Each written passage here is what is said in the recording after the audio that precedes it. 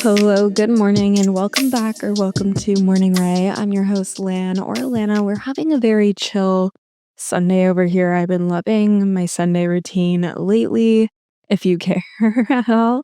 I've been going to this hot hip Pilates at a studio called Be Hot in Toronto. I think I spoke about it last week, but I've been going there for a little hot Pilates moment. I'll usually go with friends. We grab coffee and breakfast afterwards. It's a really fun, nice little Sunday ritual. I just showered. My hair is literally still wet, you guys. I put it into this little braid. We're very chill, comfy on the couch, just like we're on FaceTime, which is always the kind of vibe that I want to give on the pod. But I'm so excited. I love doing our Ask LAN monthly advice columns. They're so much fun. I love when you guys write in. I have a Google form that's always linked in the show notes that you can submit your questions, what you're seeking help with it to. And then, as you guys know, or maybe you don't know, maybe you're new here, maybe you don't follow me on socials, but if you follow me on at Allana Blumberg on Instagram, I do weekly advice columns on my stories. So if you need something that's a little bit more time sensitive, you can always submit questions there. But I love our little advice columns. I put them into my episode outline here. We have quite a few questions, some a bit longer, some a bit shorter, some a bit deeper, some a bit more fun and playful. So lots to cover here. We have everything from career to relationships to weight loss, body changes, workout routines, running, hobbies, all of it. So stay tuned for that. But let's go over my current faves and then we'll get into the questions. I feel like it's been a while since I've done a current fave segment, besides obviously last week's episode was all my current favorites for spring and early summer. But I've been loving making little iced lattes, vanilla lattes specifically for my friends to go. And I have these little disposable cups, don't kill me, but it's just like what you would get at a coffee shop. And it's been fun. And then I write our names on the lids, and it's cute if they're picking me up and we're going somewhere. I'll just make us iced coffee to go. I've been obsessed with Pinterest. I mean, this has been a long time thing. I've always kind of been obsessed with Pinterest, but lately I've just been on there so much more, pinning, browsing. You guys can always follow me. I have a million different boards on there, but it's always linked in the show notes. And all my socials are simply my name, Allana Blumberg. So you can go and follow me on there if you want, but I love Pinterest. Do not sleep on Pinterest. I always make a vision board at the beginning, or I guess the end of the previous year for the next, but I always pin to all my different boards throughout the year to actively create vision boards and manifest. And it's just like kind of like a fun, wholesome activity for me. And I love the aesthetic of my boards. I feel like my life is slowly turning into my boards and I'm slowly manifesting my dream life through my Pinterest, if you will. I also love Pinterest for recipes. I have been in such a bad habit of ordering Uber Eats, but I'm determined this week to get back into my cooking era. I was doing so good, you guys. And then the last like 2.5, 3 weeks, I've been so bad. So we're getting back to it. Life has just been so busy and I haven't really known what I wanted to make. But I always feel so much better when I'm cooking my own meals. So we're going to get back to it. But I love using Pinterest to find recipes, whether it's for dinner inspo, breakfast inspo, lunch, baking. You guys know I love baking. And yeah, I've been also, this is so niche and like literally like why Allana? Maybe it's because all my friends are getting engaged or they're ring shopping to get engaged. And I've been obsessed with engagement rings, if you could not tell from my Pinterest. My entire Instagram Explore page is engagement rings. I now have a favorite jeweler that's based out of LA. Not that I'm in any long-term relationship or am expecting to get proposed to soon, but I've been obsessed with engagement rings. I specifically have been obsessed with elongated cushions, bezel settings, east-west settings, and marquise. And what else did I also like? I still love an emerald or radiant, but really into the elongated cushion right now. And I honestly, it makes me kind of mad because I feel like all the kind of more cool girl, unique, vintage looking rings that I really loved and no one else was seemed to be kind of tapping into it are becoming more mainstream. And I'm like, fuck, like I thought I was going to be a cool girl when it became my time to get engaged. But I guess I'm just going to seem like another basic bitch all over again. But I digress. I got a new tattoo on Friday. I haven't gotten a new tat in over a year, like a year and a half, almost 2 years. Last tattoos I had gotten was the rose behind my ear, and then I have a more like written just on my rib cage, kind of not by my boob. But those are my last tats, and I got those October 2023. So it's been a while. But I got a new tat on my back on my right side by my bra, where like your bra would sit on your ribs, and I got the word enough. I go to my girl Beck's Letters here in Toronto. She does handwritten tattoos, really beautiful, dainty, fine line tattoos. That's who I go to, and I'm obsessed. So now I'm obsessed with wearing like low backlist shirts so I can show it off. But let's get into our Ask Lan advice column. We have a few longer ones, a few shorter ones, but let's get into it. Okay. First question. Hey, I love the pod so much. Have been listening since early 2022 and hope you're having a really good week. Oh, thank you. I'm really struggling with finding a work life balance. I work 2 jobs and days overlap 1 or 2 times a week. I frequently find myself working far longer than just 9 to 5 each day as I really struggle to say no to extra work. I'm very type A and a perfectionist, so I take work home / keep going after work hours, and I find it so difficult to switch off if a task isn't done in my mind. I've been considering going freelance with one role and stepping back, but feel a heavy fear of failure as if I'm giving up for admitting to the impact it's having on my mental health, which is a judgment I never put on anyone else. I'm just very hard on myself, lol. Do you have any advice for setting boundaries with workplaces when they ask too much of you? Or do you have any suggestions for how to identify when enough is enough and that you should quit? Sorry for such a long ramble. Love you loads and thank you so much.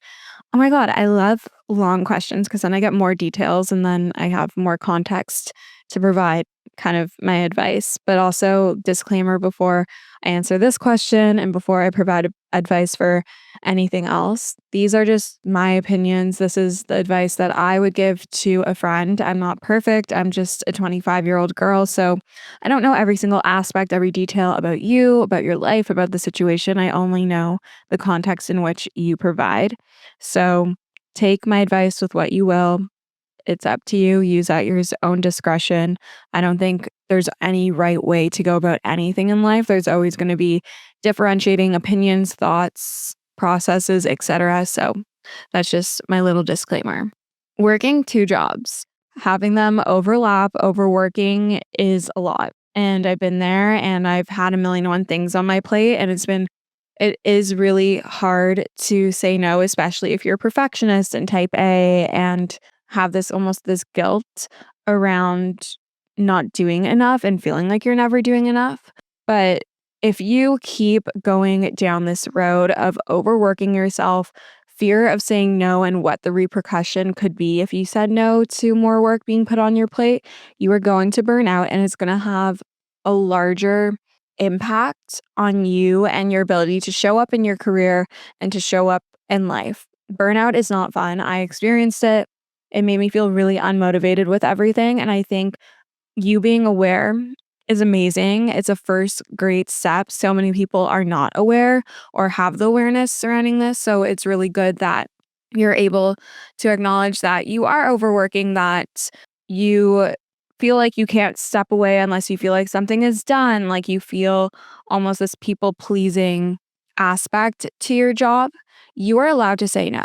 Like, you can say no. You are allowed to set those expectations and boundaries. It's kind of hard once if like you've let people kind of give you work time and time again, but you are allowed to set a boundary and do so respectfully. It's not inappropriate, I don't think. Obviously, I don't know what you do for work. I don't know the scope of your work. I don't know your workplace culture, whatever it is. But like, you are allowed to say no and you are allowed to set boundaries. And I really learned this in my last like 9 to 5 job.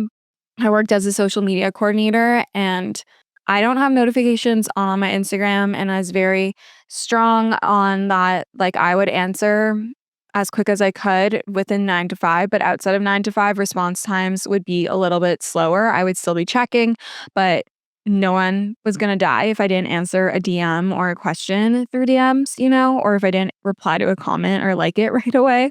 Um, but just, like, learning how to set boundaries and also not feeling a need to justify it. Like, you can simply just say, "No, like, my plate's already pretty full, like, I don't have time or the capacity or the bandwidth for that right now, but I would be happy to help in the future if I did." Um, I don't know if you necessarily need to quit, like, if you need the 2 jobs in order to pay bills, maybe getting rid of, like, the 1 to 2 times a week where they overlap. Like, for example, like, I'm very hard on with teaching Pilates that I don't teach on the weekends because I know I need time to decompress and to just be a 25-year-old girl and find that work-life balance between doing social media and content and teaching Pilates now. So that's kind of like the boundary that I set. If you give more and more, then people are just going to take advantage of that. So kind of learning what your new threshold is and what that is going to look like. And it's okay to take a step back. There just might be a little pushback with that because you gave so much of yourself away and created so much availability for them. Um but I totally get the fear of wanting to go freelance and, like, that whole aspect of things. Like, freelance isn't as stable, you don't have a consistent income with it. I mean, you can, but obviously you're gonna have high months and lower months, and you have to know if you're gonna be okay with that. Like, it's not for everyone. Not everyone can mentally cope with not having a consistent stream of income or a traditional workplace environment. Sometimes freelance isn't the best for everyone, so maybe doing a pros and cons list of continuing to work the 2 jobs, choosing to just work at one, choosing to just work at one and do freelance to compensate or make up for the lost income from the other. Like, write your pros and cons list and also just trust your gut. Like, the more you kind of sit in this and think about it and contemplate, like, the further you are going to get from your gut instinct is what I've learned. So I kind of rambled on too, but I hope that maybe helped a little bit. I would trust your gut, learn how to communicate your boundaries and not feeling this need to justify as to why you're setting that boundary. Just do so in a very concise, clear, considerate way. And whatever it is, it is. It's just a job at the end of the day. Like, that's what it is. How much should a man pay for things in a romantic relationship? There's going to be some controversy over this, and I don't know. I'm very much a traditionalist when it comes to dating, when it comes to relationships. I don't think it should be 50-50. I think, especially in the beginning aspects of a relationship, I think a man should be paying and you can, like, get the occasional coffee or bake him a baked good or something like that. But I think it's the man's responsibility to pay. Like, he's courting you and, like, typical social normal rules in terms of men versus women in a romantic relationship. Like, the man is the provider, so let him provide, let him take care of you. um I personally won't date a man who doesn't step into that role because I think it's personally important and that's what I want in a relationship. I'm always very grateful, I'm always thankful, I'm always appreciative, but I think they should pretty much pay for any time if they take you out, if they ask you out, that is on their dime. Um, should they be funding your whole lifestyle? No, like, I work hard so that I can buy the things that I want and need in my life, but in terms of dates and taking you out, I think they should be paying. Please talk about weight loss. I followed you from the beginning of your fitness journey, and I feel like I watched you do so many different things, type of workouts, eating, but this is the best I've seen you. Thank you. You seem to still be living your life, going out, drinking, eating a combination of healthy and unhealthy food. I know you are worried about triggering people, but I'm sure, like me, there are so many people wanting your advice because you seem so sustainable in your lifestyle change. I'd love to hear about how you got rid of some of the food noise and what you really felt like caused the most changes in your body. So I'm going to give a little disclaimer. If you feel like this is something that might be triggering to you, might be a sensitive topic of discussion, fast forward a little bit. Um, but I will be talking about this. And as the lovely lady asking this question stated, like, I have been concerned about triggering people, and I know it is a really sensitive topic. And I want to place emphasis that, like, what works for me might not work for you. Like, we all have different bodies and lifestyles and relationships with food and exercise and relationship with ourself and our body. And there's just like so many contributing factors that it's not a one size fits all formula. But I would say like the biggest things, and I would say this has happened over the past year and a half.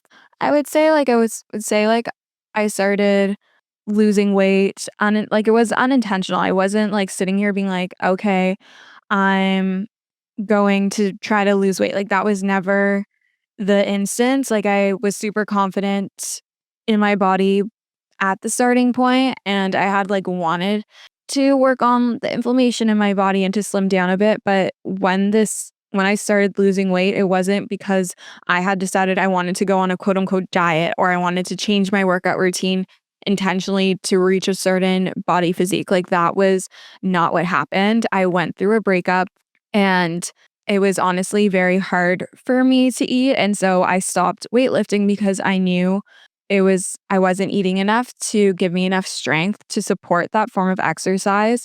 So I started working out less and I started doing more Pilates. And that was kind of just like the start of that. Obviously, not eating a lot isn't great. And that didn't last long. Like that was just like within the first month or so, it was very hard for me to eat. I had no appetite. I was making sure I was eating at least 2 meals a day, really trying for three, but like transparently, that's where I was at. And I guess that's kind of what like led to some changes, but I don't think that's what has led to where I am right now.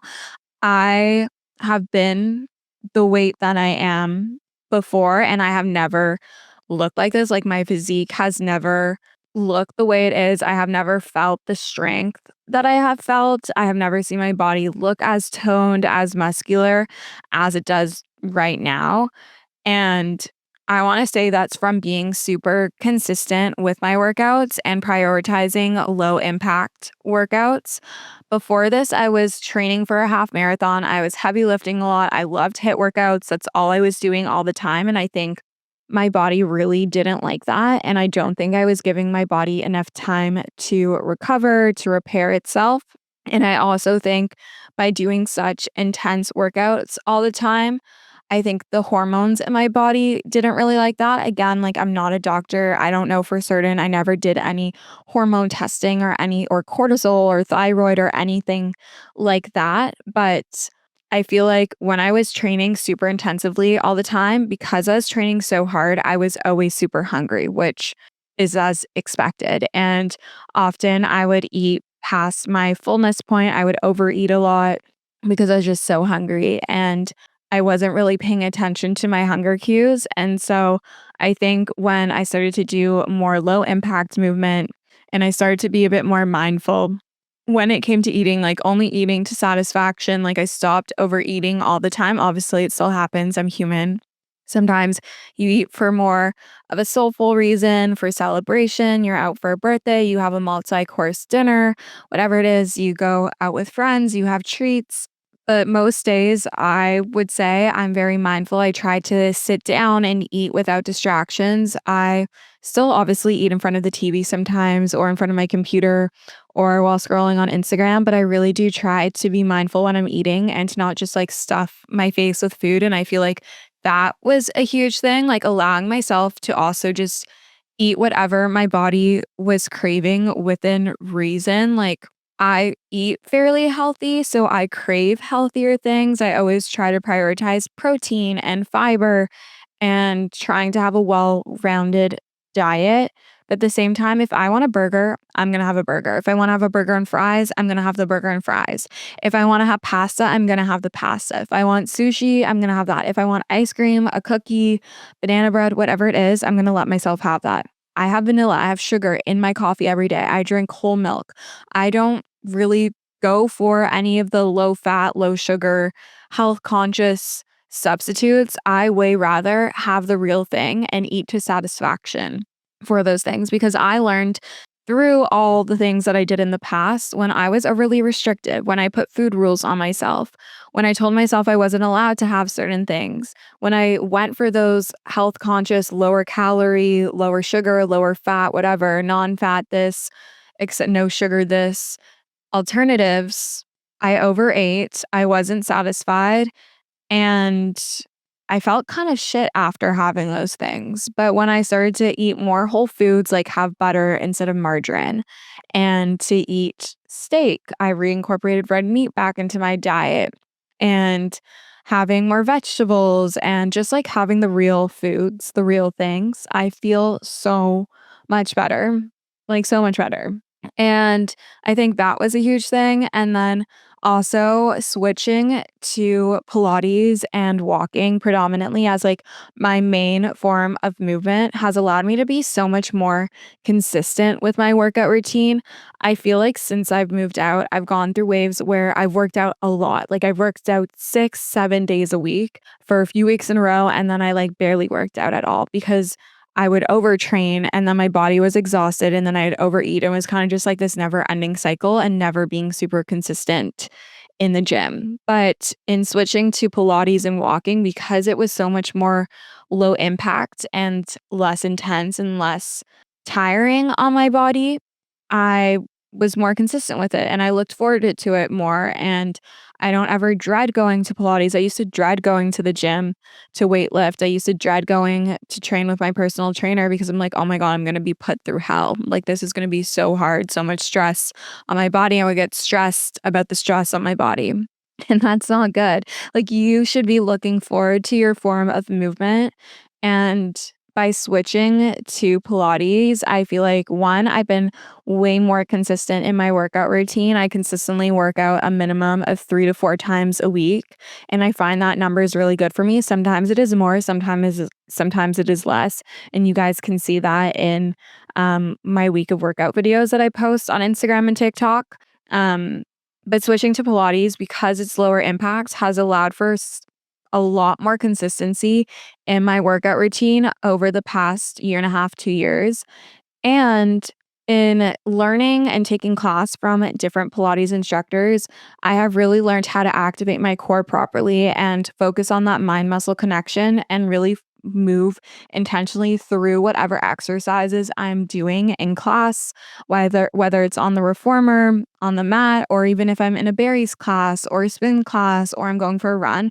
I have so much more, I have a much more, I don't know what the proper grammar is for this. I have a stronger connection with my body, and I feel like because of that, I'm getting more out of my workouts, and I feel like people always talk about this, and it doesn't click, and it doesn't make sense, and you don't think it's legit until you figure that out with yourself, but using breath, using the Pilates breath, and fine muscle connection, and being mindful when working out has been the thing that has really allowed me to see results and feel results from working out consistently because obviously there was also periods before I moved out where I was really consistent. Like I was doing Kayla Cena's BBG, I was doing Alive, I was doing all these different fitness programs. I feel like I never looked and felt as strong as I do right now. So I think that mind muscle connection, taking the stress out of the workouts, being consistent, eating to support my workouts, like having enough protein surrounding my workouts and having enough protein throughout the day and also still having enough carbs, like not cutting out carbs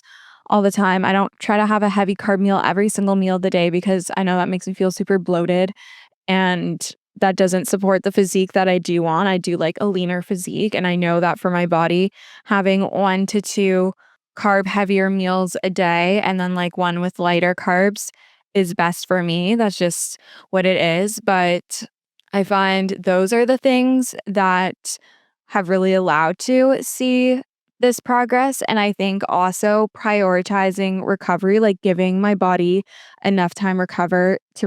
So doing things like red light therapy, going to other ships, sitting in a sauna and an ice bath, stretching, active rest days. So choosing to walk on an incline with ankle weights or just go on walks outside with friends or by myself, or choosing to walk more over taking Uber or driving or public transit, whatever it is, these little things have allowed for the results that I have experienced and that you guys are seeing to happen, and also prioritizing sleep.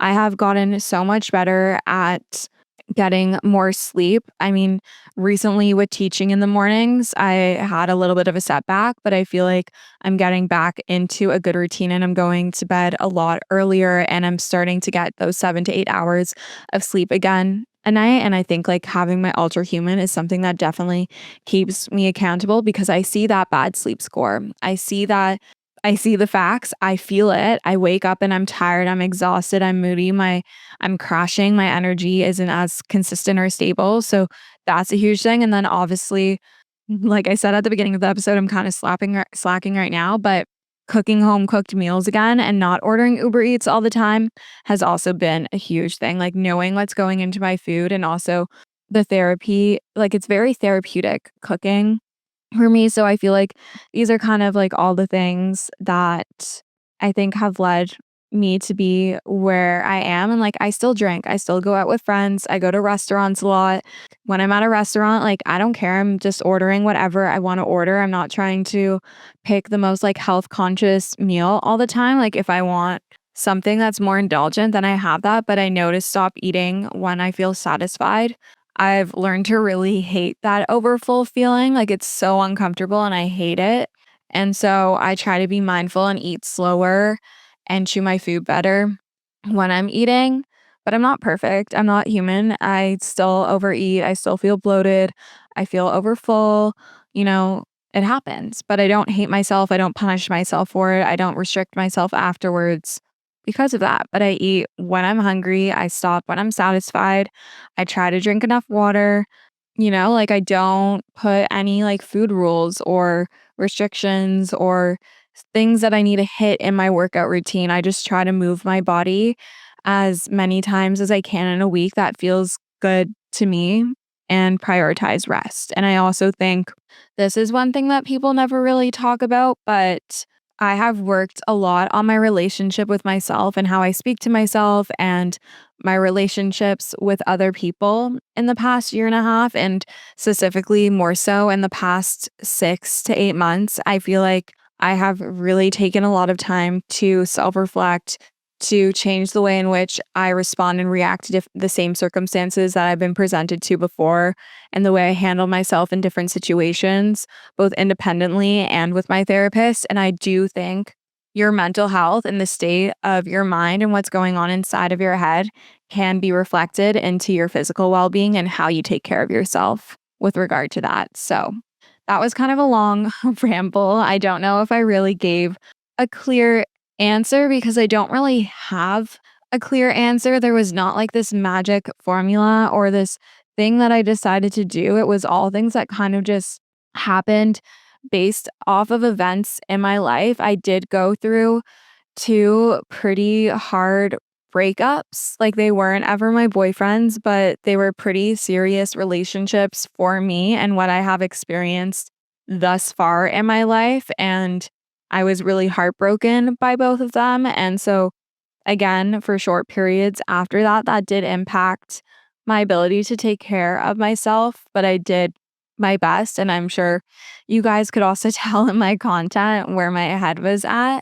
But yeah, I hope that provided maybe some clarity or like some guidance or like insight into how I changed my body. It was never super intentional, and I feel like everyone always says that, like, it happens when you stop forcing it. So, obviously be mindful. I think, like, what we eat and how we move our bodies can impact things, but when you are trying so hard to the point that it's stressing you out, it's only gonna, like, have a negative implication on what you're trying to do. Hey, Lan, do you have any advice for beginner runners? I find that around 2K, I'm exhausted and can't keep going. Any tips? I found for me that when I started to run more consistently, when I switched from just doing intervals to trying to run my first 5K and then 10K and then eventually up to my half marathon, I found that when I was getting exhausted, it was because I was running too fast. You want to run a lot slower than you think you have to. It's supposed to be a conversational pace. Majority of your run should be at an easy, comfortable pace, which means you can hold conversation. So I would try slow it down.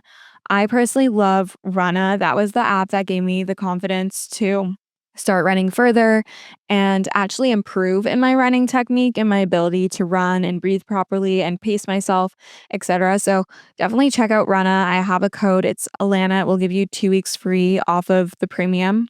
But I would start there. But it's really exciting that you are starting to run, and I'm really excited for you with your running journey.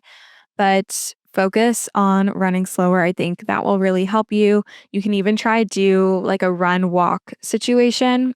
Runna has a million different plans specifically for beginners or whatever your goals are. This isn't sponsored. I've paid for Runna multiple times.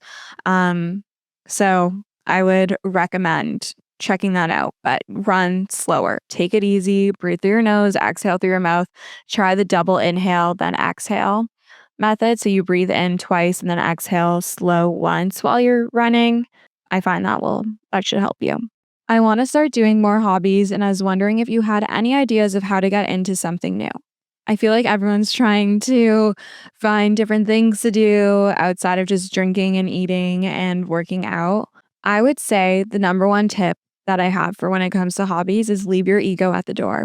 It is so easy to let your ego get the best of you and to make you feel like you have to be good at your hobbies and you have to be good right away. You don't ever have to be good at your hobbies. You don't have to be the best. That's not the point of a hobby. You're not trying to become a pro reader, knitter, whatever it is that you are doing. Maybe running is your hobby. Maybe going to Pilates is a hobby. Maybe doing ceramics or clay making, whatever it is. You leave your ego at the door. This is time for you to disconnect from your phone, to try something new, to get out of your comfort zone a little bit and really just like let that ego go. Go in with that childlike mentality. You see children, they will literally just go and try whatever it is. No expectations. Like they do not let their ego, they do not let their self esteem, their confidence, or lack thereof to get in the way of them trying something. So just go in with a curious mind, an excited mind. You're open to learning, to trying, to failing, maybe not being the best at something, but you get back up. You only fail if you give up on something. So get back up, try it again, but like you can literally do anything. You can do ceramics, you can join a sports league. I just joined a volleyball league, like a beach volleyball league. Who would have thought my hand-eye coordination is like not it, but maybe it will get better. Maybe I'll get more athletic. I am kind of the person now that I will literally be open to trying almost anything and everything now. And only after I try it, only after I give it a good, fair shot, will I be able to give my opinion as to whether or not I like something or not. And whether or not I like something is not dependent anymore on whether or not I'm good at it, because it is so easy to only like the things that you are good at. It's a natural thing. Obviously, your ego is being boosted when you're good at something. But I think it's important to do things that we're not so good at. It's a little humbling. It challenges us. It helps us grow as humans. It adds dimension to us. So I would say drop the ego, go in with that childlike mentality. I would try not to discuss these new hobbies with friends like before you start doing them. Like move in silence, take action first. Don't tell people that you're doing these things, because often we feel like we've already completed it or done it or tried it by telling our friends we're going to do something new. Like when I decided to get my Pilates cert, I really didn't tell anyone. When I decided I was going to start teaching, I didn't tell anyone until it was like laid in stone. I was on the schedule. I was teaching my first class. And same thing when I started teaching at a new studio, I really didn't tell anyone except for maybe one or two of my friends that I was even thinking about applying somewhere else. So, and like when I started my clothing brand, which is on the back burner right now, but I do really need to get back to that. Like I didn't tell anyone unless they were helping me directly with that project. So start just doing, be open, give it a fair shot. Try it at least like 3 to 5 times before you give up on it.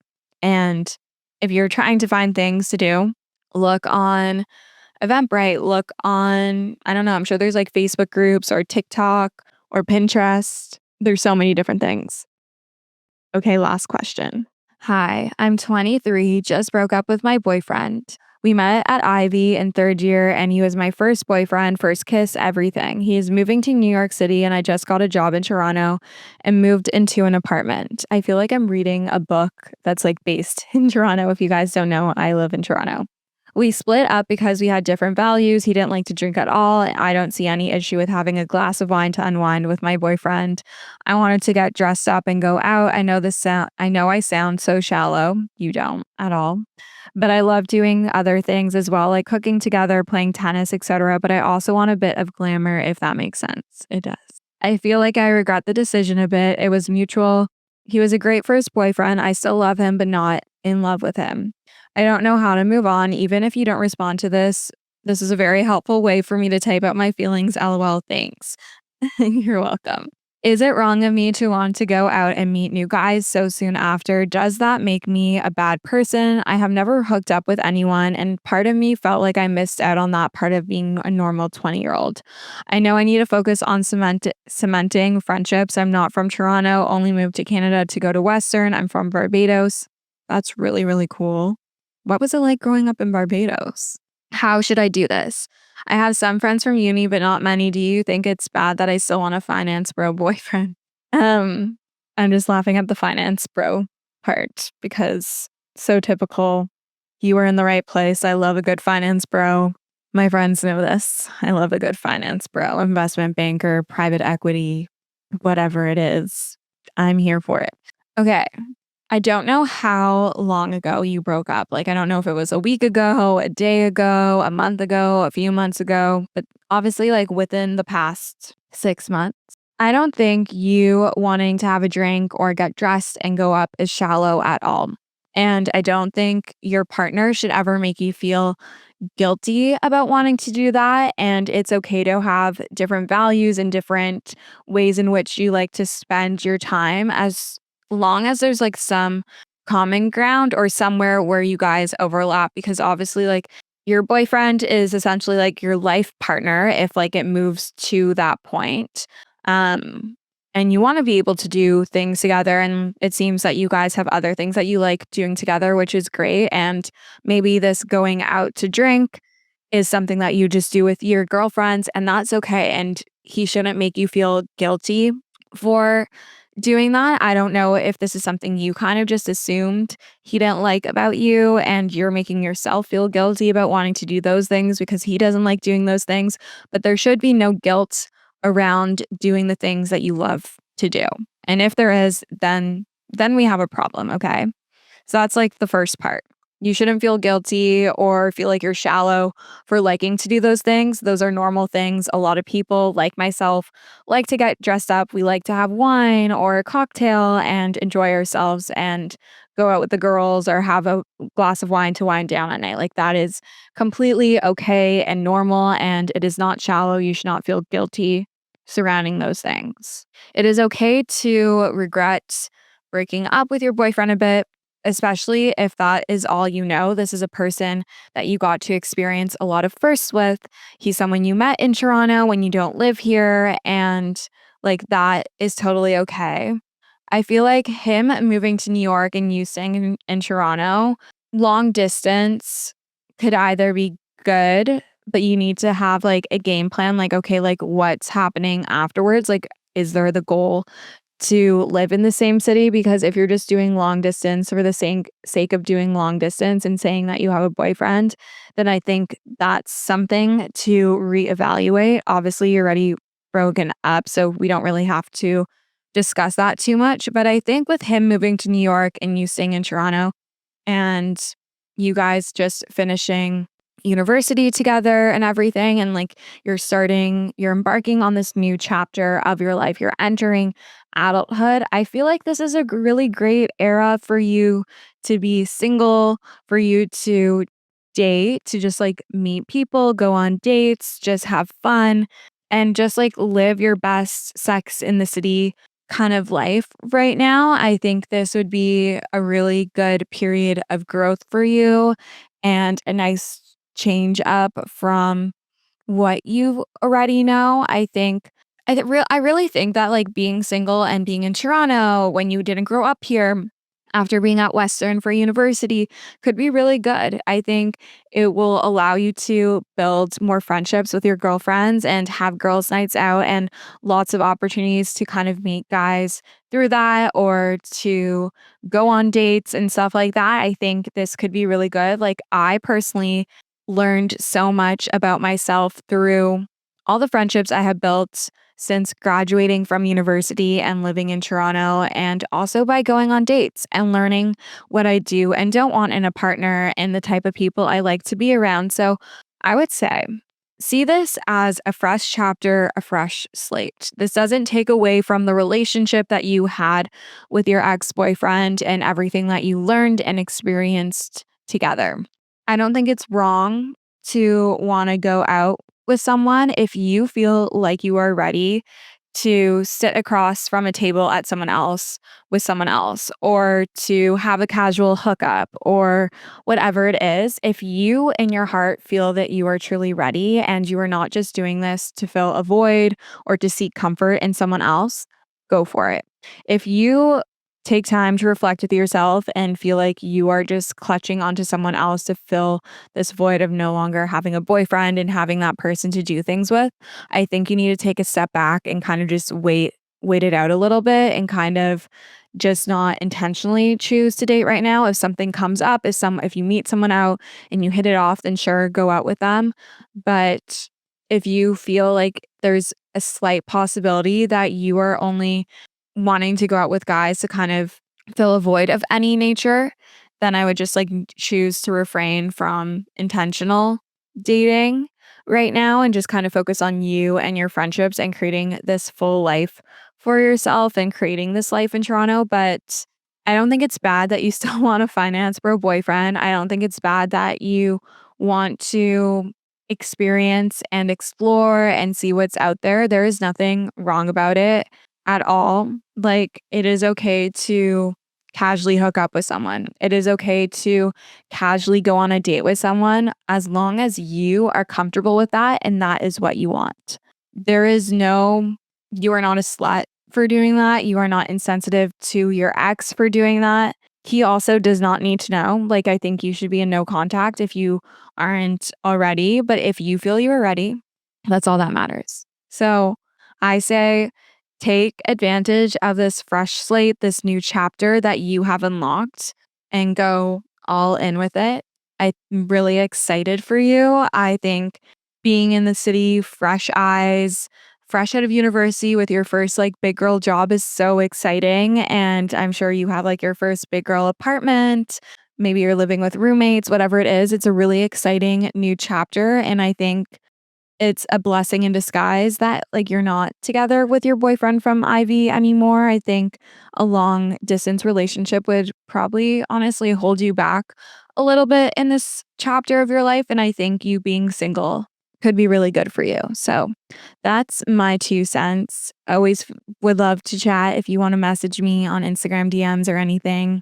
We can discuss this a little bit more, but this is the end of our Ask Lan segment, our Ask Lan episode. I hope you enjoyed. I hope maybe as a listener, maybe you related to some of these questions that were written in. Maybe you wrote in a question. I hope that my answer helped you and provided you with some insight. If you would like to participate in an Ask Lan segment, I always have the Google form linked in the show notes and you can write in. It always stays open. I'll usually post a new one on stories when I'm creating a new one. But thank you so much for listening. I hope you enjoyed. Make sure to leave a rating or review on Apple Podcasts or Spotify, as that is how you can help support the show. I love you guys so much, and we'll chat soon. Bye, guys.